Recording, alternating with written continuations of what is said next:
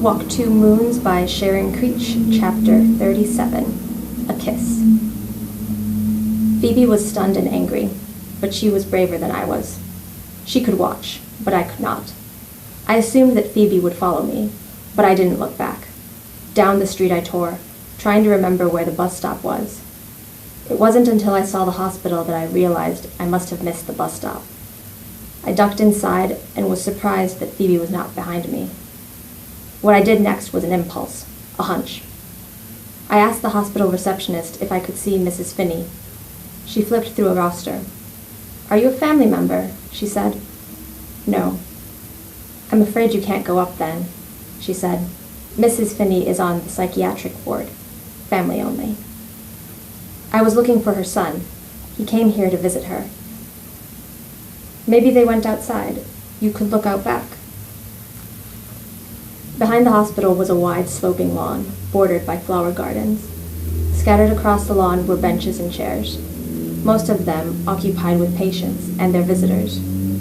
It was a scene much like the one I had just left at the university, except here no one was studying, and some of the people wore dressing gowns. Ben was sitting cross-legged on the ground in front of a woman in a pink robe. She fidgeted with the sash. Ben saw me and stood up as I crossed the lawn.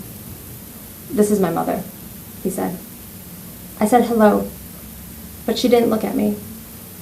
Instead, she stood and drifted off across the lawn, as if we were not there. Ben and I followed. She reminded me so much of my mother after she returned from the hospital.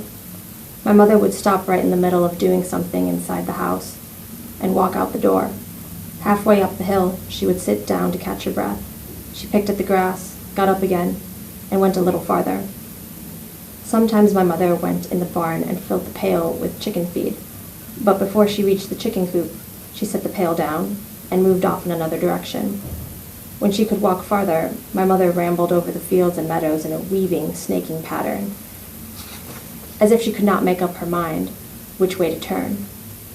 We followed Ben's mother back and forth across the lawn, but she never seemed to notice our presence. At last I said I had to go, and that's when it happened. For one quick moment, we both had the same agenda. I looked at him, and he looked at me. Both of our heads moved forward. It must have been in slow motion, because I had a split second there to be reminded of Mr. Berkway's drawing of the two heads facing each other, with the vase in between. I wondered, just for an instant, if a vase would fit between us.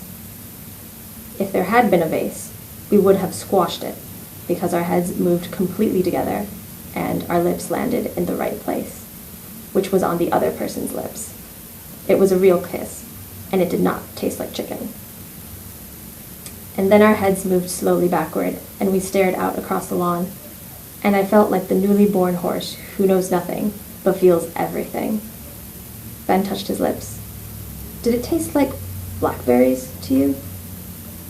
Hey kids, remember to add your name to the comments so we know that you watched. See you next week.